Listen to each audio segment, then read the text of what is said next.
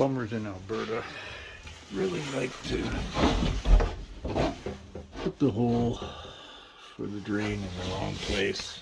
If you follow the instructions, it should be down there or under the toe kick.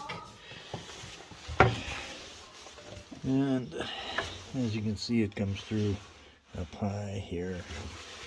That is not the way it should be. It should be coming down below, coming up high, and then coming back down to the connection. The dishwasher should not be connected with a needle valve that goes through the floor.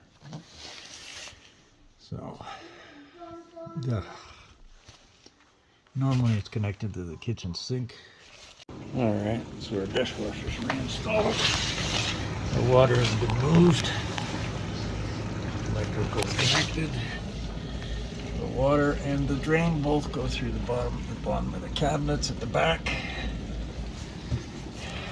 Need an extension because, well, to code this should actually be beside a kitchen sink.